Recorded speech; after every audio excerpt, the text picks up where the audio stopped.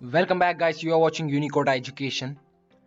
So ನಮ್ಮ introduction to coding series ಏನಿದೆ ಅದರ ಫಸ್ಟ್ ಪಾರ್ಟ್ ಮತ್ತು ಸೆಕೆಂಡ್ ಪಾರ್ಟ್ ಆವಾಗಲೇ ಬಂದಿದೆ. ಇನ್ನು ಆ ಪಾರ್ಟ್ಸ್ನ ನೀವು ನೋಡಿಲ್ಲ ಅಂದರೆ ಇವಾಗಲೇ ಹೋಗಿ ಅದನ್ನು ನೋಡಿ. ಡಿಸ್ಕ್ರಿಪ್ಷನ್ ಕೂಡ ಲಿಂಕ್ಸ್ ಇರುತ್ತೆ, ಮತ್ತು ನೀವು ಚಾನಲಲ್ಲಿ ಬ್ರೌಸ್ ಮಾಡಿದ್ರೆ ಸಹ ನಿಮಗೆ ಸಿಕ್ಬಿಡುತ್ತೆ ವಿಡಿಯೋಗಳು.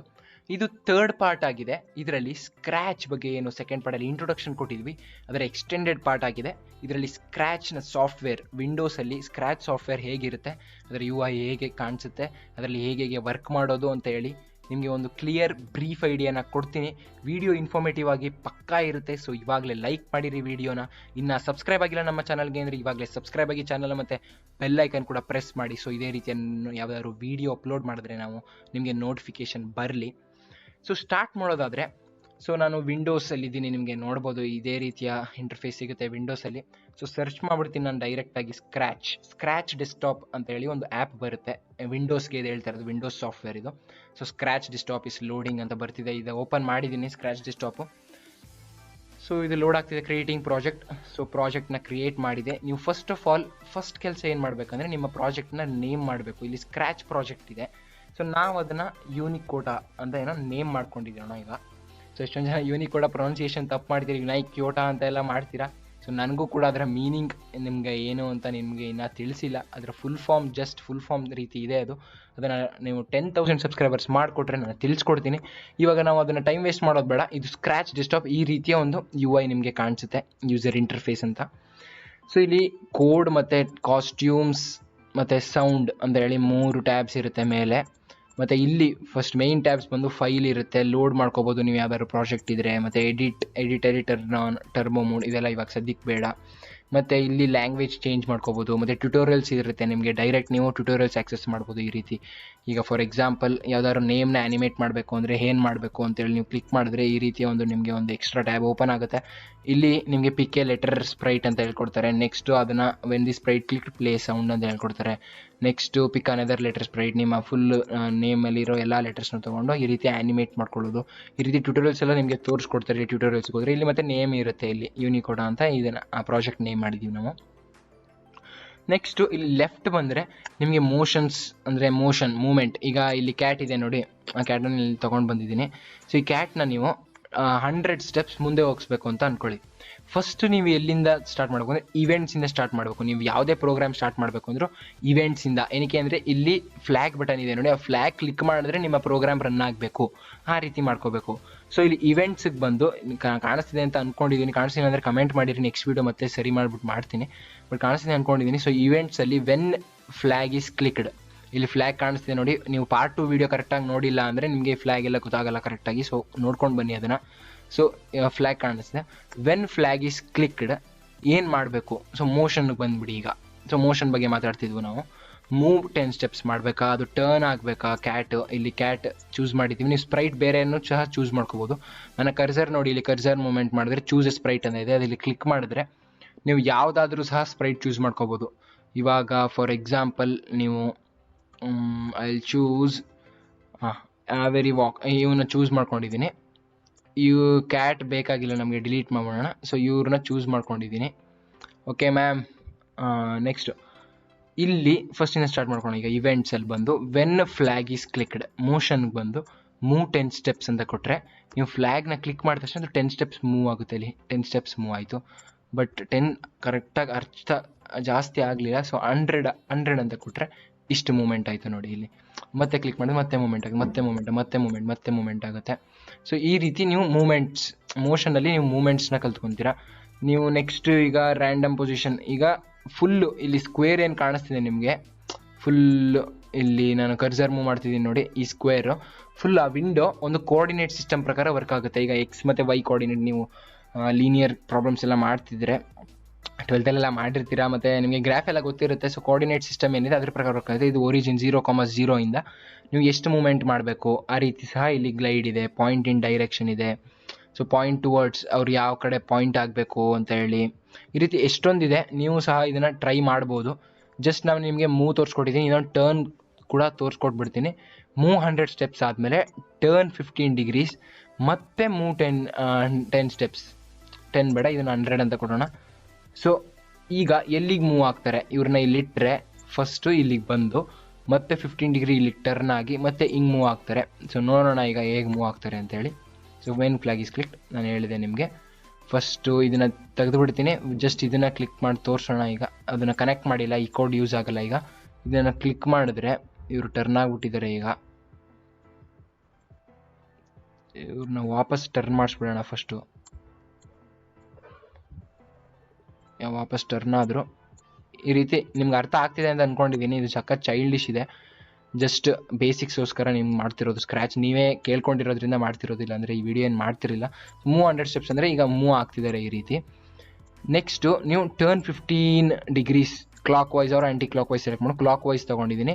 ಸೊ ಫಸ್ಟು 100 ಹಿಂಗೆ ಮೂವ್ ಆಗಿ ನೆಕ್ಸ್ಟು ಹಿಂಗೆ 15 ಡಿಗ್ರೀಸ್ ಈ ರೀತಿ ಬಂದು ಟಿಲ್ಟ್ ಆಗಿ ನೆಕ್ಸ್ಟ್ 100 ಸ್ಟೆಪ್ಸ್ ಮೂವ್ ಆಗ್ತಾರೆ. ನೀವು ಕರೆಕ್ಟಾಗಿ ಅಬ್ಸರ್ವ್ ಮಾಡಿದ್ರೆ ಹಿಂಗೆ ಬಂದು ಹಿಂಗೆ ಮೂವ್ ಆಗಿದ್ದಾರೆ ನೋಡಿ.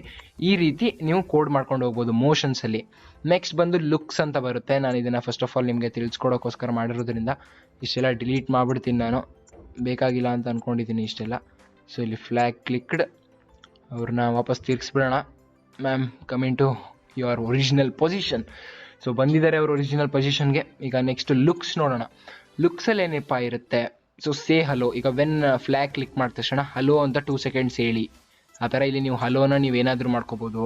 ಫಾರ್ ಎಕ್ಸಾಂಪಲ್ ಹಾಯ್ ಅಂತ ಮಾಡ್ತೀನಿ ನಾನು, ಮತ್ತು ಫಾರ್ 3 ಸೆಕೆಂಡ್ಸ್ ಅಂತ ಕೊಟ್ಟರೆ ನೀವು ಇದನ್ನು ಫ್ಲ್ಯಾಗ್ನ ನೀವು ಕ್ಲಿಕ್ ಮಾಡಿದ ತಕ್ಷಣ ಇಲ್ಲಿ ನೋಡಿ, ಇಲ್ಲೊಂದು ಡಿಸ್ಪ್ಲೇ ಆಗಿದೆ ಹಾಯ್ ಅಂತ ಹೇಳ್ತಿರೋ ಥರ. ಸೊ ಗೈಸ್, ಇಲ್ಲಿ ನಾವು ಮೋಷನ್ನ ತಿಳಿಸ್ಕೊಟ್ಟೆ ಮತ್ತು ಲುಕ್ಸ್ನ ತಿಳಿಸ್ಕೊಟ್ಟೆ. ಫಸ್ಟ್ ಆಫ್ ಆಲ್ ಮೋಷನ್ ಮತ್ತು ಲುಕ್ಸ್ಗೆ ಇಂಪಾರ್ಟೆಂಟ್ ಏನಪ್ಪ ಅಂದರೆ, ನೀವು ಇವೆಂಟ್ಸ್ಗೆ ಹೋಗಿ ವೆನ್ ಫ್ಲ್ಯಾಗ್ ಇಸ್ ಕ್ಲಿಕ್ನ ನೀವು ಮರೆಯೋಕ್ಕೆ ಹೋಗಬೇಡಿ. ಇದು ವೆನ್ ಫ್ಲ್ಯಾಗ್ ಇಸ್ ಕ್ಲಿಕ್ಡ್ ಸಖತ್ ಇಂಪಾರ್ಟೆಂಟ್ ಆಗಿರುತ್ತೆ. ಸೊ ಇದನ್ನು ಮರೆಯೋಕ್ಕೆ ಹೋಗಬೇಡಿ. ಅದು ಹಾಕದೇನೆ ನೀವು ಏನೇ ಮಾಡಿದ್ರು, ಈಗ ಫಾರ್ ಎಕ್ಸಾಂಪಲ್ ನಾನು ಇದನ್ನ ರಿಮೂವ್ ಮಾಡ್ಕೊಂಡು ವೆನ್ ಫ್ಲ್ಯಾಗ್ ಇಸ್ ಕ್ಲಿಕ್ನ ತೆಗೆದಾಕಿದ್ರೆ, so say hi for 3 second ಅಂತ ಕೊಟ್ಟು ನೀವು ಫ್ಲ್ಯಾಗ್ ಕೊಟ್ಟರು ಸಹ ಅವರು ಏನೇ ರೀತಿಯ ಮೂವ್ಮೆಂಟ್ ಮಾಡ್ತಿಲ್ಲ, ಇಲ್ಲಿ ನೋಡ್ಬೋದು ನೀವು. ಬಟ್ ಜಸ್ಟ್ ನೀವು ವೆನ್ ಫ್ಲ್ಯಾಗ್ ಇಸ್ ಕ್ಲಿಕ್ನ ನೀವು ಸ್ಟಾರ್ಟ್ ಮಾಡ್ಕೊಳ್ಳಿ, ಮತ್ತು ನೀವು ಏನೇ ಹಾಕಿದ್ರು ಸಹ ಅದು ಕಂಟಿನ್ಯೂ ಆಗ್ತಾ ಆಗುತ್ತೆ. ನೆಕ್ಸ್ಟ್ ಬೇಕಾದರೆ ನೀವು ವೆನ್ ಫ್ಲ್ಯಾಗ್ ಕ್ಲಿಕ್ ಆದಮೇಲೆ, ಅಥವಾ ಫ್ಲ್ಯಾಗ್ ಕ್ಲಿಕ್ ಮಾಡೋಕ್ಕಾಗಲ್ಲ ನಿಮಗೆ ಅಂದರೆ, ಈಗ when space key is pressed, space arrow choose ಮಾಡ್ಕೋಬೋದು, ಅಪ್ ಆ್ಯರೋ ಚೂಸ್ ಮಾಡ್ಬೋದು, ಡೌನ್ ಆ್ಯರೋ. ಈಗ ನಾವೊಂದು ಕ್ಲಿಯರ್ ಪ್ರಾಜೆಕ್ಟ್ ವೈಸ್ ತೊಗೊಂಡು ನೋಡೋಣ. ಫಸ್ಟು ಈಗ ನಾವು ಅಪ್ ಆ್ಯರೋ ಕ್ಲಿಕ್ ಮಾಡಿದ್ರೆ ಮೇಲ್ಗಡೆ ಹೋಗಬೇಕು, ರೈಟ್ ಆ್ಯರೋ ಕ್ಲಿಕ್ ಮಾಡಿದ್ರೆ ರೈಟ್ ಬರಬೇಕು, ಆ ರೀತಿ ಮಾಡೋಣ. ಈಗ ಅಪ್ ಆ್ಯರೋ ಕ್ಲಿಕ್ ಮಾಡಿದ್ರೆ ಈಗ ಮೋಷನ್ಗೆ ಹೋಗಿ ಮತ್ತೆ. ಸೊ ಫಸ್ಟ್ ನೀವು ಎಲ್ಲನೂ ಮಾಡ್ಕೊಬಿಡೋಣ. ಫಸ್ಟು ಇದನ್ನು ತೊಗೊಳ್ಳೋಣ ಸ್ಪೇಸ್ಗೆ. ಸೊ 4 ಆ್ಯರೋಗಳಿರೋದ್ರಿಂದ ಇದು ಡೌನ್ ಆ್ಯರೋಗಿರಲಿ, ಇದು ರೈಟ್ ಆ್ಯರೋಗಿರಲಿ, ಇದು ಲೆಫ್ಟ್ ಆ್ಯರೋಗಿರಲಿ, ಓಕೆನಾ. ಅಪ್ ಆ್ಯರೋ ಪ್ರೆಸ್ ಮಾಡಿದ ತಕ್ಷಣ ಮೋಷನ್ ಹೇಗಿರಬೇಕಪ್ಪ, ಮೋಷನ್ ಹೇಗಿರಬೇಕು ಅಂದರೆ, ನೀವು ಇಲ್ಲಿ ಕರೆಕ್ಟಾಗಿ ನೋಡ್ಕೊಳ್ಳಿ. ಫಸ್ಟು ಮೂವ್ ಕೊಡ್ಕೋಬೇಡಿ, ಡಿಗ್ರೀಸ್ ಟರ್ನ್ ಆಗಬೇಕು, ಆ್ಯಂಟಿ ಕ್ಲಾಕ್ ವೈಸ್ ಟರ್ನ್ ಆಗಬೇಕು. ಅವರು ಇವಾಗ ರೈಟ್ ಕಡೆ ಇದ್ದಾರೆ, ಆ್ಯಂಟಿ ಕ್ಲಾಕ್ ವೈಸು ಎಲ್ಲಿಗೆ ಟರ್ನ್ ಆಗಬೇಕು ಹೇಳಿ.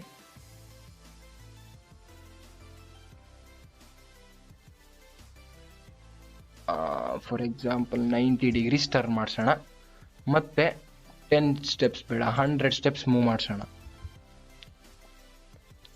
100 ಸ್ಟೆಪ್ಸ್ ಮೂವ್ ಮಾಡಿದ್ರಾ.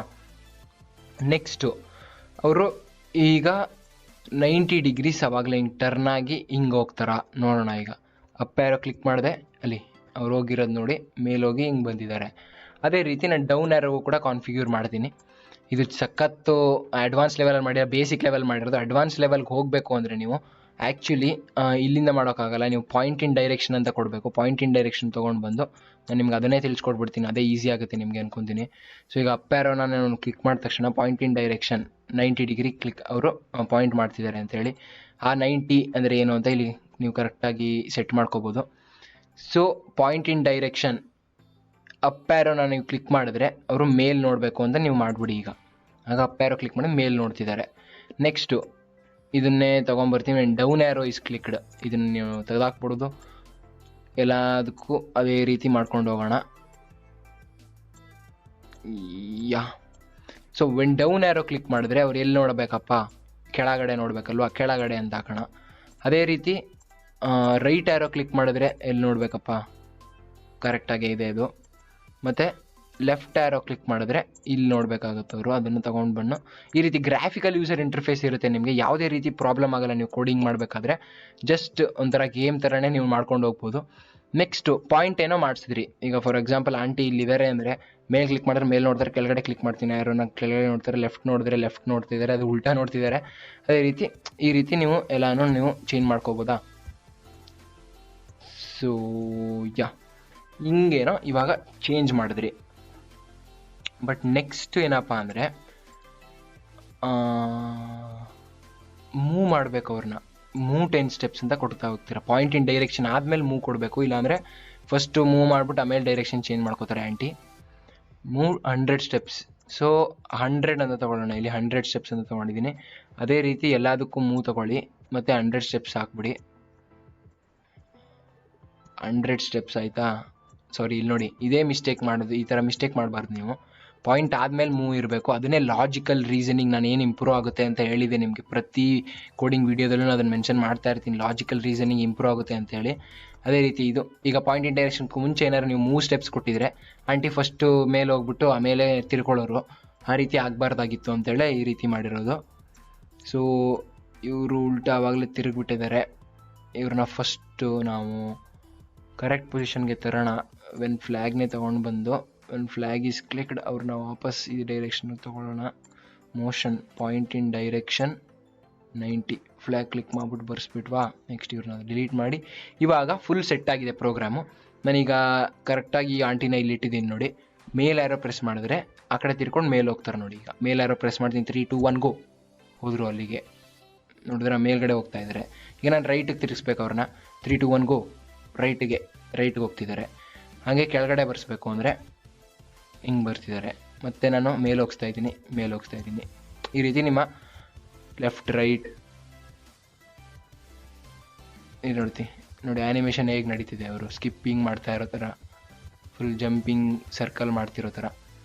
ನೀವೇನು ಕ್ಲಿಕ್ ಮಾಡಿದ ತಕ್ಷಣ ಅಲ್ಲಿ ನೋಡಿ, ಈಗ ನಾನು ಮೇಲ್ಗಡೆ ಆ್ಯರೋ ಕ್ಲಿಕ್ ಮಾಡ್ತಿದ್ರೆ ವೆನ್ ಅಪ್ ಆ್ಯರೋ ಕೀ ಪ್ರೆಸ್ದು ಫುಲ್ಲು ಕೋಡ್ ಸ್ಲಾಟ್ ಇದೆ, ಫುಲ್ ಅದು ಹೈಲೈಟ್ ಆಗ್ತಾಯಿದೆ.